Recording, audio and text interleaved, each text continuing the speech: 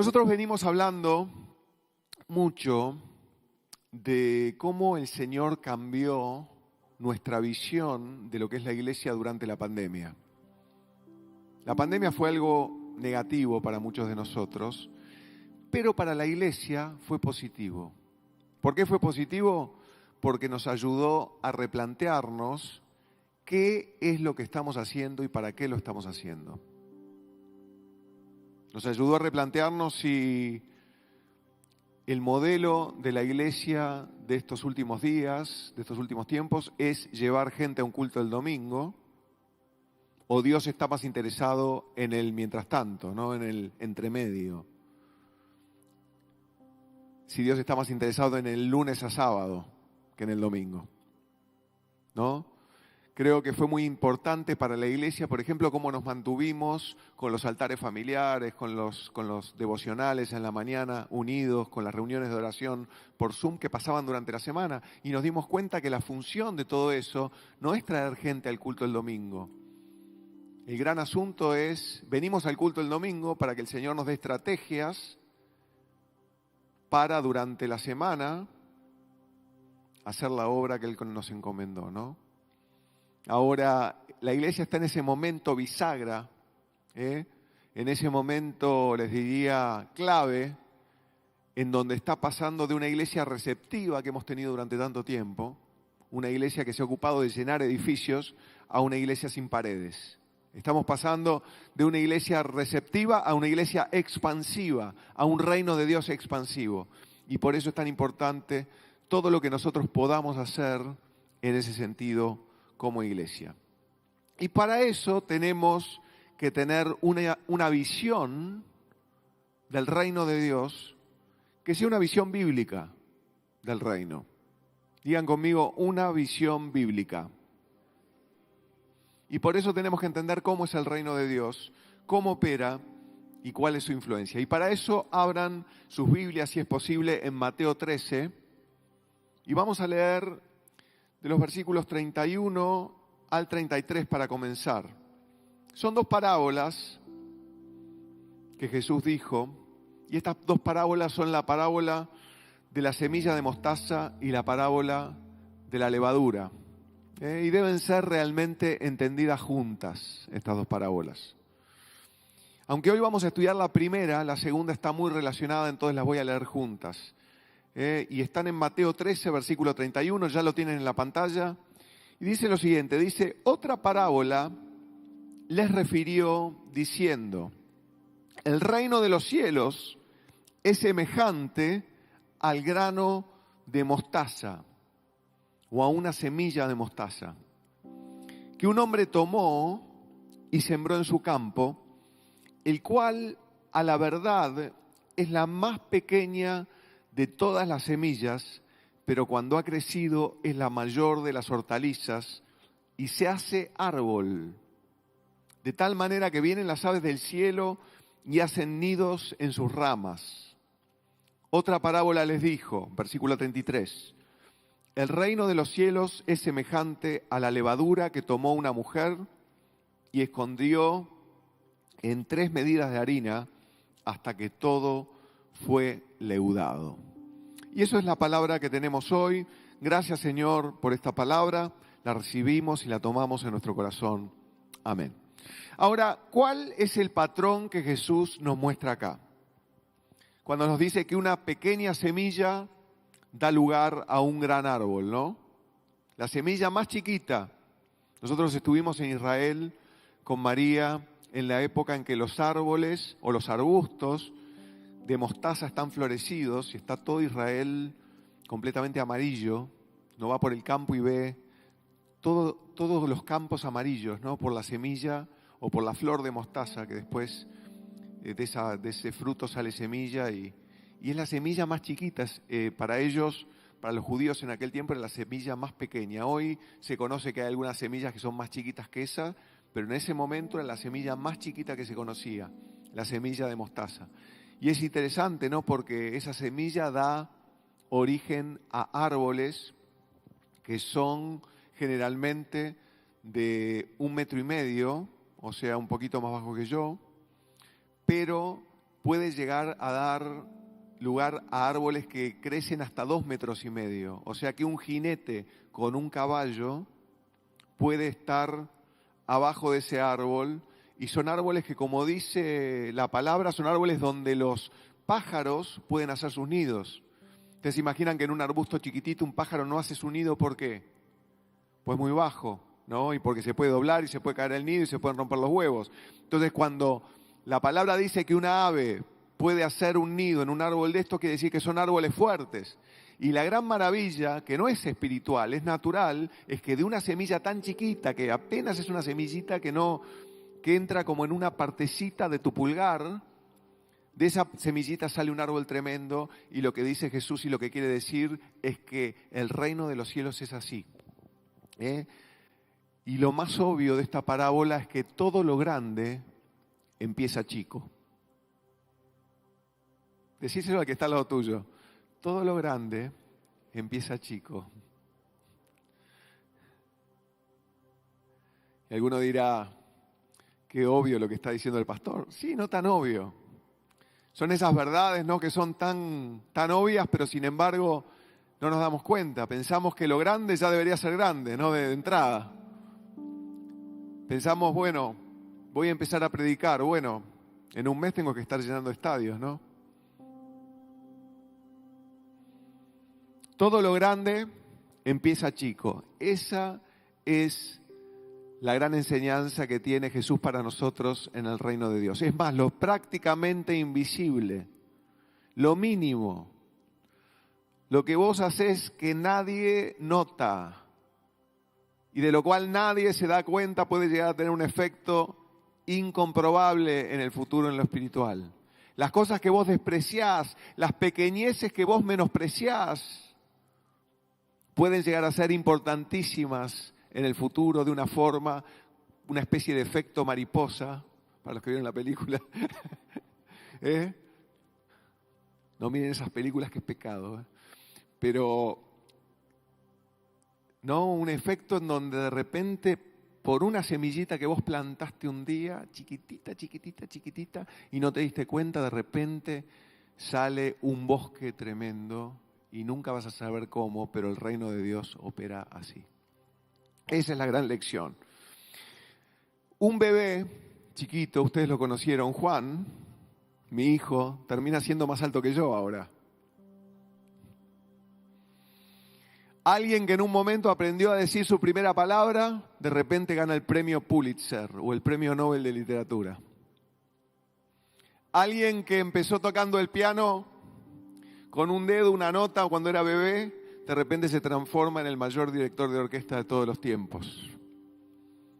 Y piensen esto, toda la música, todas las sinfonías que hemos escuchado, todos los conciertos, todas las óperas, todos los himnos, todas las canciones populares, toda la música que conocemos sale básicamente de 8 notas. Pensémoslo. Un templo como el que estamos hablando se puede reformar con el esfuerzo de una persona, y esa persona tiene que poner muchísimo. O sea, se puede reformar con pequeñas contribuciones de mucha gente, y es lo mismo. Todo lo grande, díganlo, empieza chico.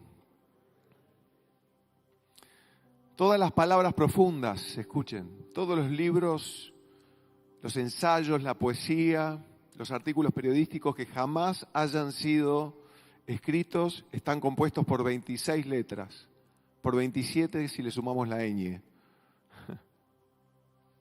Todos los libros del mundo, incluida la Biblia, está escrita con 27 caracteres. Y esto quiere decir que pequeñas unidades simples pueden construir grandes obras. Pequeñas unidades simples pueden construir grandes obras. ¿Qué somos nosotros? Pequeñas unidades simples. ¿Podemos construir qué? Grandes obras. Decirle al que está al lado tuyo, soy una pequeña unidad simple. Pero no me menosprecies, decirle. Vos tampoco. Porque puedo construir una obra que vos no te imaginás que puedo construir. Y esto es verdad en lo natural. Es verdad en lo natural, pero también en lo espiritual. porque los pequeños comienzos en los reinos de Dios, en el reino de Dios, perdón, pueden derivar en cosas muy grandes. Quizás te pasaste 15 años predicando y no hay ni una persona que hayas impactado, pero de repente uno se convirtió de esos que les predicaste y de repente esa persona está llenando estadios. Y aunque vos no lo creas, todo empezó con vos. Yo pienso a veces, ¿no? Mucho de lo que hacemos, pequeñas cosas chiquitas que hacemos nosotros. Por ejemplo, ayer, los que vinieron ayer, levante la mano los que estaban ayer en el casamiento. Bueno, ayer el casamiento que hicimos fue una cosa importante. Por varias razones que ustedes hoy no saben y no entienden, y yo tampoco. Pero fue muy importante el casamiento que hicimos ayer.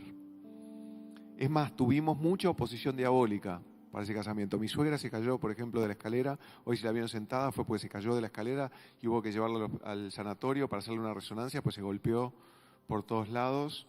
Y esto fue cuando estábamos saliendo con María para venir acá. María estaba vestida, o sea, mucha oposición. ¿Por qué hay oposición?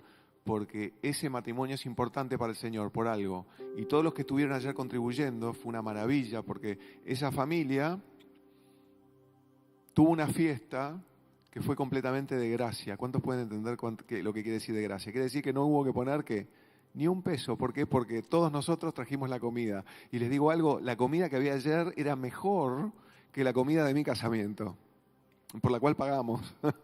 La comida que había ayer, escuchen, Pablo Bruno, que no sé si está por acá Pablo, está ahí.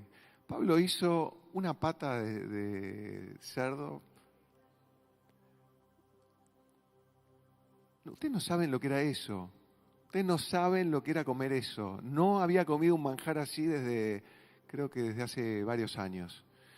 Y la verdad es que era impresionante lo que había acá ayer.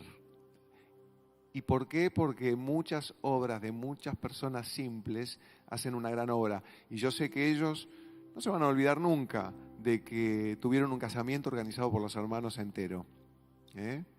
Y eso es lo que una gran iglesia puede hacer con pequeñas unidades simples, una gran obra. ¿Y por qué era importante? Y porque ustedes saben que Oski, por ejemplo, es el operador de Radio Cristiana. Yo lo conocí hace 13 años. Y Oski es alguien que ha progresado mucho en la vida, tomado de la mano del Señor. Y él, el gran anhelo de su corazón era casarse y ha encontrado a la esposa, a la mujer de su vida, y ha sido una lucha llegar a casarlos. Así que ayer era un día importante y lo hicimos juntos. Así que un aplauso al Señor y un aplauso para ustedes también.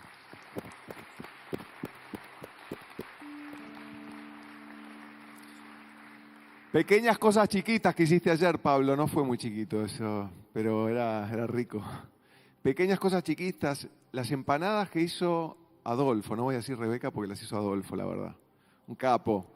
Capo Adolfo. Las empanadas de Adolfo eran un manjar, Adolfo. Era Rebeca, ¿verdad? Algo empezó chiquito, muy chiquito, imperceptible. Sos un gran cocinero. Seguí con eso. No quiere decir que no vayas a ser enorme, más que Francis Malman, te lo profetizo.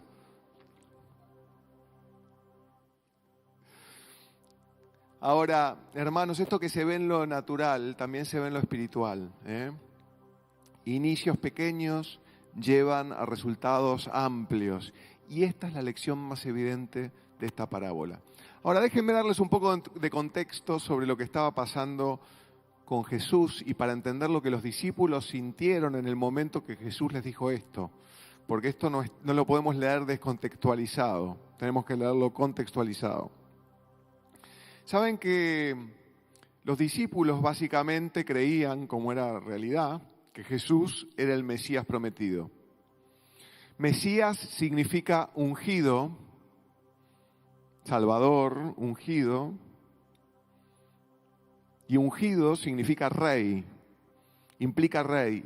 Él era el rey prometido que establecería el reino. Y para ellos el reino tenía definiciones muy claras. Ellos entendían muy bien lo que era un reino, ¿no? Y para ellos, el reino era algo que ellos esperaban de una determinada manera. No, ellos esperaban ver al reino en gloria, en poder, en pompa, en circunstancia. Esperaban ver a Jesús sentado en el trono de Israel. Y lo que es más importante, esperaban que todos los opresores, o sea, el Imperio Romano, en ese caso, todos los blasfemos, todos los impíos, todos los enemigos de Dios serían aniquilados por el rey. Pero no sucedió así. De hecho, no sucedía así. Y esa era la razón por la cual ellos dudaban. Y seguían preguntándose a sí mismos si el Mesías sería el Mesías, si Jesús sería el Mesías realmente, ¿no? Y aún en el libro de los Hechos, después que Jesús muere, en Hechos 1:6, los que se habían reunido le preguntaron diciendo: Señor, ¿restaurarás al reino de Israel en este tiempo? En realidad eso quiere decir que sus expectativas eran muy diferentes de lo que estaban viendo. Ellos pensaron que, como habían leído a Ezequiel y habían leído a los otros profetas, que cuando el Señor viniera, todos los rebeldes, todos los que rechazaban, todos los que le daban la espalda a Dios serían fulminados por el juicio de Dios y el reino vendría. Pero estaba pasando ¿qué? Lo opuesto, ¿verdad? Los que rechazaban al Señor cada vez lo desafiaban más abierta y violentamente. ¿Les suena? ¿No es parecido a lo que nos pasa hoy? Y para peor, en lugar de que Jesús les hablara de lo que Él iba a hacer por ellos, Él les hablaba de lo que los impíos le iban a hacer a Él. Comenzó a hablar acerca de lo que le pasaría a Él en la cruz, de que Él sería muerto. Empezó a decirles, por ejemplo, en Lucas 24, versículo 7, es necesario que el Hijo del Hombre sea entregado en manos de hombres pecadores. Lucas 24, versículo 7, es necesario que el Hijo del Hombre sea entregado en manos de hombres pecadores y que sea crucificado y resucite al tercer día. Y era muy difícil para ellos digerir esto, muy difícil. Incluso cuando Jesús dijo que debía morir de manera violenta, ellos respondieron, como lo hizo Pedro, en Mateo 16, 22. Tomándolo aparte, Pedro comenzó a reconvenirle diciendo: Señor, ten compasión de ti, en ninguna manera esto te acontezca. O sea, ellos no esperaban que Jesús muriera, no esperaban que Jesús fuera crucificado, no entendían por qué debía pasar eso. Ellos creían que si el Mesías era el Mesías, si el Rey era el Rey, si el ungido era el ungido, entonces los impíos, sus enemigos, serían esparcidos, los romanos serían echados fuera de Israel y Él instauraría un reino de este mundo. Y sin embargo Jesús le dijo a Poncio Pilato: mi reino no es de este mundo. Si mi reino fuera de este mundo, yo no habría dejado que esto me pasara. Así que Él les dice, en resumen y parafraseando en estas parábolas, antes de que eso venga, antes de que ustedes puedan ver la consumación del reino, aquí, hoy, hay una forma de reino, digan conmigo, hay una forma de reino, que ahora existe y que deben entender para que no se confundan. Y lo van a entender por revelación especial. Digan conmigo, revelación especial. Eso es lo que hay hoy para nosotros. Por eso en Mateo 13, versículo 11, Él dice: porque a vosotros os es dado saber los misterios del reino de los cielos, mas a ellos no les es dado. Lo que quiere decir que esto no era claro en el Antiguo Testamento. Estaba escondido. Y Jesús dice: ahora se los voy a mostrar. Ahora se los voy a abrir para que ustedes que tienen revelación del Espíritu Santo puedan entender lo que yo voy a hacer y lo entiendan por parábolas. Entonces Él les da 7 parábolas, digan conmigo 7 parábolas, que les explican el reino en su forma actual, es decir, el reino hoy, aquí y ahora. No el reino en su consumación, sino el reino como vos y yo lo podemos ver ahora en estos tiempos. Tiempos de rechazo, tiempos de oposición, tiempo en que parece que vamos perdiendo, pero vamos ganando. Decía que está lo tuyo, vamos perdiendo, pero vamos ganando. Es raro eso, ¿no? Es para tiempos como estas parábolas. En su forma previa a la consumación, en su forma previa a la gloria milenaria que ellos esperaban. Así que la primera parábola que les da es la del sembrador. ¿Se acuerdan de la parábola del sembrador? ¿Cuántos se acuerdan? ¿Cuántos la leyeron? Parábola del sembrador. 4 tipos de suelos, ¿verdad? 4 tipos de tierra representan el corazón. 3 de ellos, o sea, 75% de las personas no reciben el mensaje del rey. Y eso les dice a los que escucharon esa parábola que este tipo de mensaje, esta forma de reino, incluye rechazo. Díganle a que está al lado suyo, incluye rechazo. Y todos podemos estar de acuerdo con esto, ¿verdad? ¿Incluye rechazo o no? De hecho, la mayoría del mundo rechaza el mensaje del Evangelio. La mayoría del mundo es la tierra dura que ni siquiera permite que entre el mensaje y este queda a los lados del camino. O la tierra pedregosa que permite que el mensaje entre por un tiempo, pero después se seca por la tribulación. O la tierra pedregosa que permite que la palabra entre por un tiempo, pero después plantas parásitas finalmente la ahogan debido al amor a este mundo y a la vanagloria de este siglo. O sea, la mayor parte del mundo está rechazando. Por eso tenemos que entender que el Señor dice en esta parábola, en esta forma de reino, hay rechazo, pero yo todavía soy el rey y todavía soy el soberano y todavía estoy gobernando, pero yo permito que haya rechazo. Él permite que haya rechazo. No te pongas mal si el mensaje es rechazado. El reino de Dios es como una semilla de mostaza. Vos lo plantás y vas a ver rechazo, pero en un momento de repente vas a ver el fruto y te vas a asombrar porque vas a ver árboles grandes, donde las aves van a poder poner nidos y donde jinetes van a caber abajo con sus caballos. Entonces, claro, la primera pregunta que se hacen los discípulos es, bueno, va a haber rechazo, ¿y qué vamos a hacer con ese rechazo? ¿Qué pasará con los que rechazan? ¿Cómo debemos tratarlos? Y el Señor les da, ¿qué parábola? La del trigo y la cizaña, ¿verdad? Inmediatamente. ¿Por qué? Porque esa es la pregunta. Bueno, si hay rechazo, ¿qué tenemos que hacer? ¿Que caiga un rayo y los fulmine a todos o no? No. Lo que está diciendo es, yo permito el rechazo, por eso ellos sabían, ¿no?, que si había un rey, había rechazo a un rey, los que rechazaban al rey, ¿qué tenían? Pena de muerte. Pero él les dice, no. Hay muchos revolucionarios, hay muchos rebeldes, pero no deben ser aplastados. Y les está diciendo en la parábola del trigo y la cizaña, ustedes no tienen el trabajo de ejecutores del juicio.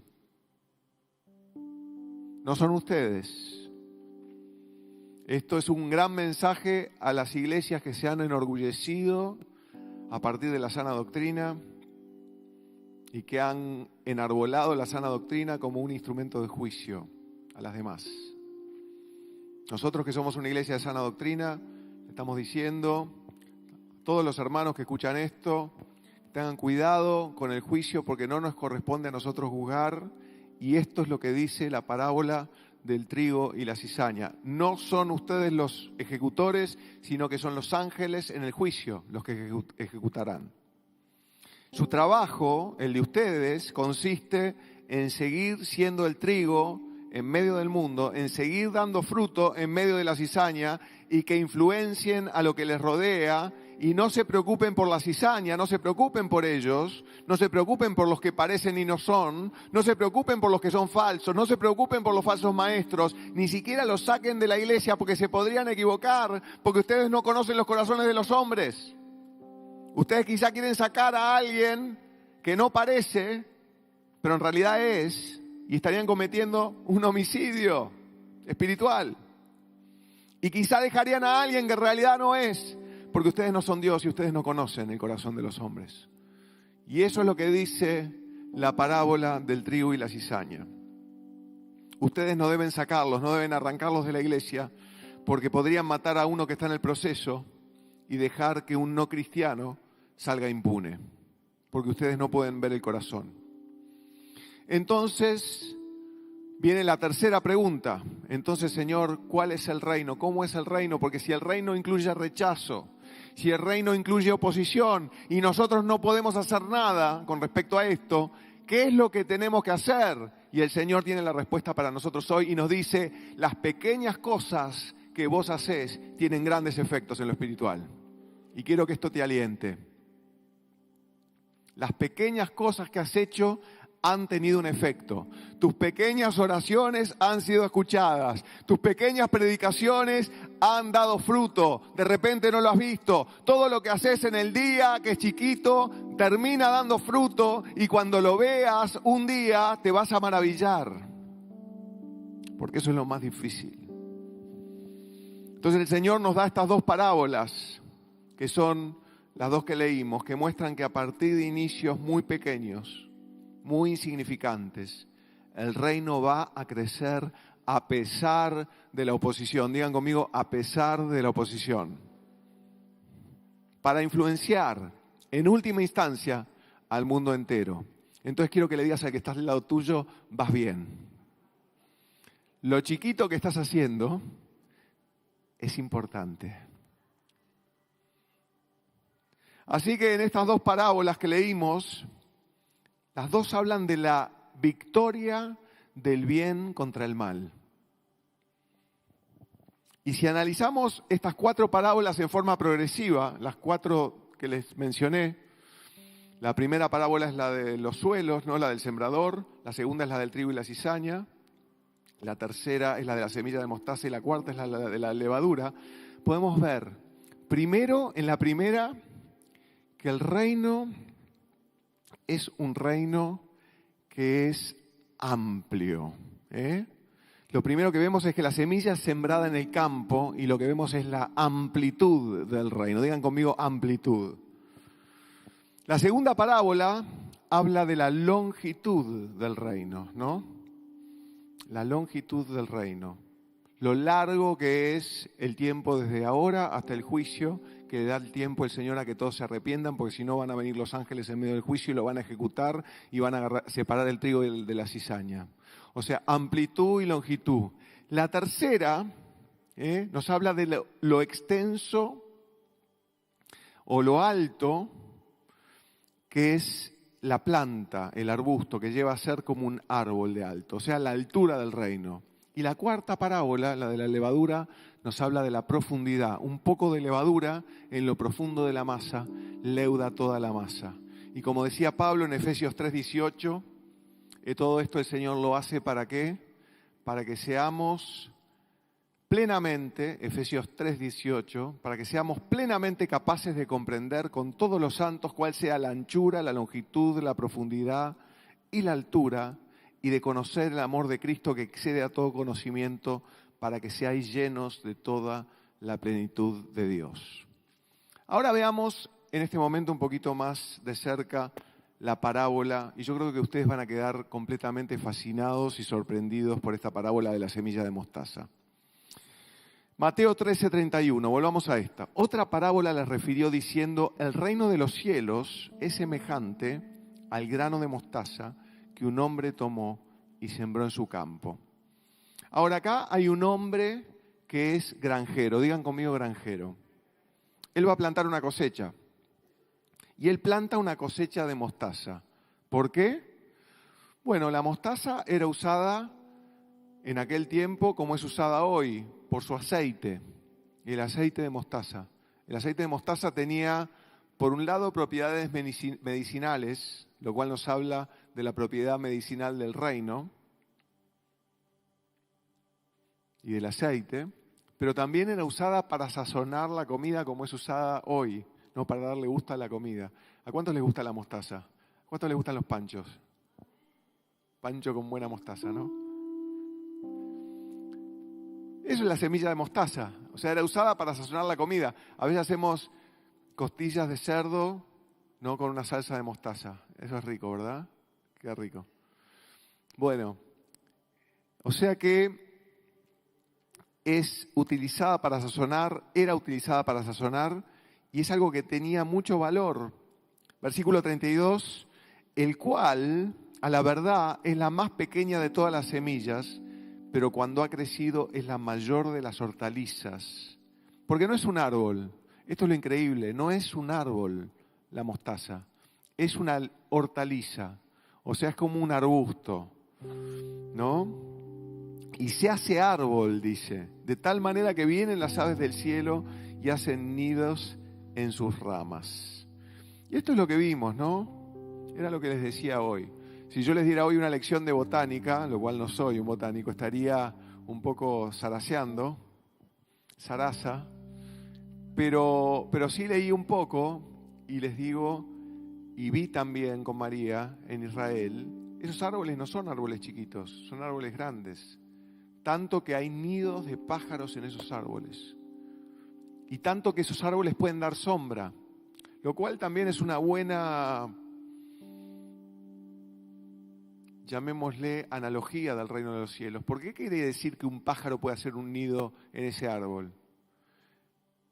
Que el reino de los cielos puede albergar agentes extraños, que no son de ahí. Gente que necesita vivir y que vive a la sombra de ese árbol, a pesar de que no tiene nada que ver con ese árbol. Y el reino de los cielos es así. Países que han sido impactados por el reino han albergado a otras naciones. Países que están impactados por el reino de los cielos tienen una fuerza que es muy distinta a los países que no. Y es increíble la diferencia. Por ejemplo, ¿quién estuvo alguna vez en República Dominicana? Levante la mano. Hay algunos que estuvieron, muy bien. No sé si sabían, pero República Dominicana y Haití son la misma isla, no son dos islas distintas. Y sin embargo, en República Dominicana, cuando uno va, una cosa que llama la atención es lo verde que es República Dominicana. Todo verde. Hay mucha vegetación, mucha agua, crecen muchas plantas. Y sin embargo, uno cruza la frontera a Haití y en Haití no crece nada. ¿Cómo puede ser? Diría uno, que en la misma isla haya una parte donde crece una cantidad de plantas y otra parte donde no crece nada. ¿Cuál es la diferencia? Y la diferencia que es que República Dominicana es un pueblo eminentemente cristiano, donde la mayoría de los que viven ahí son cristianos. Y por eso las plantas crecen. Y Haití es una tierra entregada al vudú y a las religiones africanas, donde la tierra está maldecida, maldita, y donde no crece nada. Tanto que cuando hay una tormenta fuerte en Haití, hay aludes de tierra y la gente se muere, porque no hay nada que contenga la tierra, porque las plantas no contienen la tierra. Entonces hay deslizamientos de barro que hacen que pueblos enteros mueran. ¿Por qué? Porque esa tierra está maldita y el reino de los cielos no ha entrado a ese lugar. ¿Por qué? Por oposición de la gente. Con lo cual, cuando esto es lo mismo a escala macro que lo que pasa en 1 Corintios 7. ¿Qué dice 1 Corintios 7? Dice que si una mujer que es creyente, consciente en vivir con su marido incrédulo, no lo eche, si él quiere seguir viviendo con ella. ¿Por qué? Porque de otra forma sus hijos no serían santificados. Ella santifica su hogar. O sea, en una situación micro vemos lo mismo que en la situación macro de un país. En un lugar donde el reino de los cielos abunda, donde está patente, donde está manifestado, hay muchos que no pertenecen, que son beneficiados. ¡Aleluya! Mucha gente que es santificada simplemente por nuestra presencia. Y eso nos habla de la forma que tenemos nosotros de transformar y de influenciar. Esto nos habla que el modelo de iglesia receptiva, que tenía miedo de contaminarse con el afuera, no existe más. Esto nos habla que en la iglesia del Nuevo Testamento nosotros podemos ir al lugar inmundo e impío donde vamos todos los días y podemos santificarlo y no al revés. No quiere decir que nosotros seamos contaminados, al revés, nosotros santificamos. Hay muchos que se benefician en la empresa donde vos trabajás de que vos estés ahí. Hay muchos que se benefician porque vos estás en ese lugar y solamente con tu presencia, por ser un portador, una portadora de la presencia de Dios, los demás reciben el beneficio, como esas aves que hacen nidos en ese árbol. Amén. Así que la parábola nos habla de eso. Entonces la parábola no es una exageración, es una afirmación que se entiende por experiencia natural, pero con revelación espiritual. Ahora, para el judío, ustedes saben que el tema de la semilla de mostaza es un tema recurrente en la Biblia. ¿Cuántos han leído sobre la semilla de mostaza en otros lugares? Por ejemplo, para los judíos había un dicho que era que una gota de sangre tan pequeña como una gota de mostaza podía pasar algo. Hablaban de que una brecha de la ley mosaica del tamaño de una semilla de mostaza podía contaminar todo. E inclusive hablaban de que una mancha en un animal del tamaño de una semilla de mostaza lo podía hacer no apto para el sacrificio. E inclusive nuestro Señor utilizó el mismo proverbio, puesto en un proverbio, en Mateo 17:20, cuando dijo que si tuviera fe como un grano o una semilla de mostaza, podías decirle a un monte que se quite y el monte se quitaría. Ahora, quiero decirles lo que esto significa. El reino de Dios comienza pequeño, comienza chiquito. Comienza por lo que vos en forma chiquita podés hacer. Y vos no vas a ver inmediatamente el resultado. Como un sembrador que siembra semilla de mostaza y la semilla desaparece en la tierra y tiene que sentarse a esperar a que la semilla crezca, igual vos cuando sembraste algo, el resultado no va a ser ni inmediato ni va a ser aparente. Pero no quiere decir que sea menos real por eso. Así que decirle al que está al lado tuyo, toda tu siembra tiene cosecha.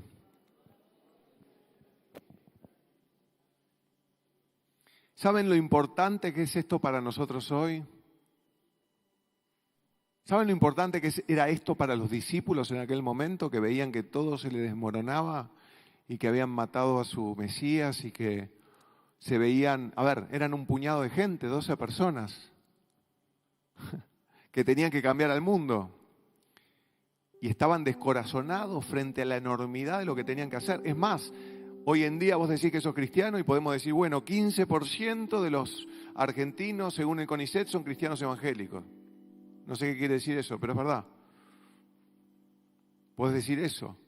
O podés decir, bueno, los católicos de alguna forma son cristianos. Uno puede escudarse en esas cosas, pero en aquel tiempo eran una secta. Eran tratados de ser una secta. Tenían cero reconocimiento social. Cero reputación. Ser cristiano era lo peor que te podía pasar. Es más, Nerón les echó la culpa de incendiar Roma, cuando él fue el que incendió Roma. Y ellos necesitaban una palabra como esta. Y vos la necesitas hoy. Todo lo chiquito que vos puedas hacer es grande en el reino de los cielos. Dios ve tu siembra. Él no es injusto para olvidar la obra de amor que vos hacés. O sea que lo chiquito que vos hacés vale mucho. Decíselo al que está al lado tuyo porque necesita escucharlo. Lo chiquito que vos hacés vale mucho. Cuando vos le predicás en Facebook a alguien, o por Facebook, ¿no? Posteas una cosa, puede parecer una cosita chiquita. Hay mucha gente que está recibiendo conocimiento de la palabra de Dios y vos ni siquiera sabés. Vos lo estás posteando y la gente está recibiendo revelación. Por ejemplo, yo leo lo que Betty pone en Facebook y muchas veces me revela cosas, ¿no? Y yo lo necesito porque soy pastor y necesito tener revelación para poder hablarle a gente acá, a gente en otros lados. Me invitan a predicar a un lugar, a otro, y puedo dar los mensajes, ¿no? Y vos, Betty, capaz que no sabés quién lo está leyendo, pero lo estás haciendo. Y eso es visto por el Señor. Lo chiquito que vos haces tiene un gran efecto, aunque no te des cuenta. Y Zacarías 4, versículo 10, es una palabra interesantísima, porque el profeta Zacarías está hablando de una visión que tiene él con respecto al candelero, y está hablando de la reconstrucción del templo por medio de Zorobabel y la plomada de Zorobabel. Y dice esto, dice, porque los que menospreciaron el día de las pequeñeces se alegrarán. Aleluya. Porque los que menospreciaron el día de las pequeñeces se alegrarán y verán la plomada de la mano del Zorobabel. Estos 7 son los ojos de Jehová, el Espíritu Santo, que recorren toda la tierra. Son los 7 ojos de Dios que recorren toda la tierra para ver los que tienen corazón perfecto para con Él. El Señor, segunda de Crónicas, creo que es 9:16, dice que los ojos del Señor escudriñan toda la tierra, porque Él está buscando a los que tienen un corazón perfecto para con Él. Y está buscando no a los que son perfectos en el sentido de los que son santos, porque todos somos pecadores. ¿Cuántos saben eso? Al cielo no entran los buenos, entran los perdonados. Así que todos nosotros somos perdonados, somos pecadores en recuperación, perdonados, simplemente. Pero el Señor está viendo si tienes un corazón perfecto. ¿Y sabes lo que es un corazón perfecto? Es un corazón que sigue sembrando a favor de Dios, en lo chiquito, aunque no seas perfecto, seguís sembrando todos los días. Y hoy quiero hablarte un poquito del problema que vemos nosotros. Este es el mensaje para hoy. Las cosas pequeñas muchas veces te descorazonan. Y no te descorazones hoy por la enormidad de lo que parece que Dios pide. Porque todo lo poquito que hoy vos haces en el reino tiene un gran efecto en lo espiritual, un efecto tremendo. Y pensá esto.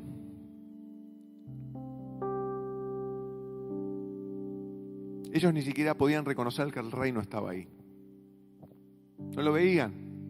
Veían solamente oposición. Y Jesús les dice, está bien, ese es el plan. Y hoy te dice a vos también, está bien, ese es el plan. No tenemos que ser muchos. Hace falta solamente un poquito de gente que haga un poquito de cosas. Ese es el plan. El plan que tengo no es un plan que se ve. Es un plan subrepticio, es un plan de infiltración, es un plan como de espía ruso de la KGB.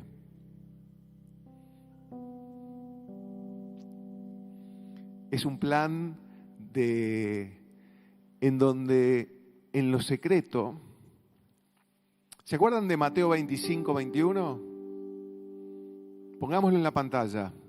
Mateo 25:21. A ver quién sabe lo que quiere decir esto. Lo estoy probando a ustedes, Mateo 25:21, nadie sabe. Tienen un 0 en Biblia. Pero dice esto, dice, y su Señor le dijo, bien, buen siervo y fiel, sobre poco has sido fiel, sobre mucho te pondré, entra en el gozo de tu Señor.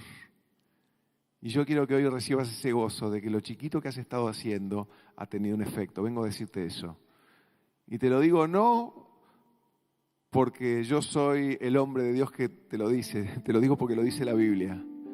Bueno, buen siervo y fiel, sobre lo poco has sido fiel, sobre mucho te pondré, entra ahora en el gozo. Y espero que el gozo te esté inundando en este momento, porque has sido fiel en lo poco y el Señor te va a poner sobre mucho. Y es más, tenés un momento ahora para ser fiel en lo poco de nuevo. Y de eso te va a hablar Mariano. Pero quiero darte, antes de terminar, otra visión hoy. Hay momentos en la vida donde sentimos que a pesar de estar haciendo lo correcto, no estamos progresando. Y sé que muchas veces a muchos nos inunda ese sentimiento. Pensamos que no estamos progresando.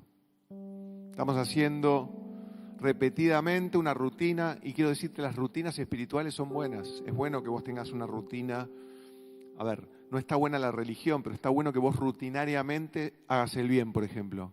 Que hagas el bien sin cansarte, sin desmayar, que sigas la verdad en amor sin desmayar, ¿no? Pero a pesar de estar haciendo lo correcto, hay veces que ves como que las cosas no avanzan, no progresa. Y ahí es fácil descorazonarnos, es fácil terminar desganados, es fácil perder la pasión. Pensar lo que hago no vale nada frente a la enormidad de lo que hay que hacer con la oposición que hay al Evangelio en la actualidad. Y créeme, una prueba que todos tenemos que pasar, decirle una prueba que vos tenés que pasar, que está al lado tuyo, una prueba que vos tenés que pasar, es ser fiel, decirle ser fiel cuando ves que nada está pasando. Nada nuevo está pasando. Parece que no hay resultado y vos tenés que seguir siendo fiel. Pero quiero decirte, la levadura es así, no se ve hasta que leuda toda la masa. La semilla de mostaza es así, no se ve hasta que crece un árbol que es más alto que un jinete. Vos plantaste la semilla de mostaza y todavía la planta no salió, no quiere decir que no salga, va a salir. Pusiste la levadura en la masa todavía no leudó, pero va a leudar. Esto es para Adolfo, que es gran cocinero. Así como la cocinera sabe, Adolfo, que tendrá gran efecto, vos también sabés. Pero ¿qué pasa, hermanos, cuando simplemente estamos yendo a casa del trabajo, volvemos a casa, vamos al trabajo, cuidamos a los chicos, servimos un poco en la iglesia, hacemos lo mismo de nuevo? ¿Seguiremos siendo fieles aun cuando sintamos que no avanzamos?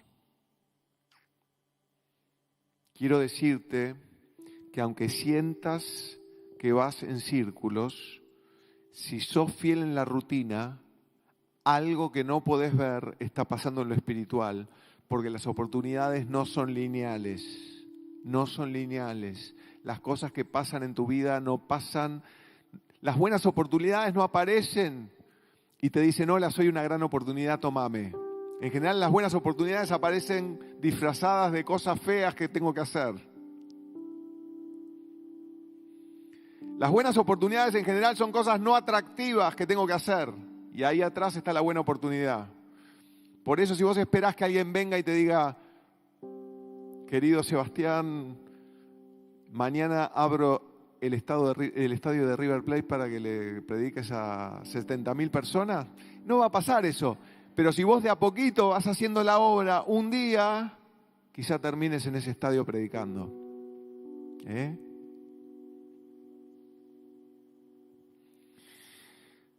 Así que todo eso pasa, pero pasa otra cosa más. Hay una obra suprema que el Señor está haciendo. ¿Y sabes cuál es? Tu carácter está siendo desarrollado. Aleluya. Y eso es algo que vos de repente no valorás demasiado. Pero te digo, podés tener muchos errores, pero te aseguro que te veo mucho mejor que lo que te veía antes. Decirle al que está al lado tuyo, estás mucho mejor que antes.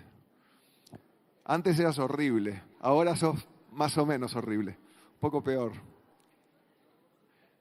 Mi amor, estás mucho mejor que antes. A María le tengo que decir.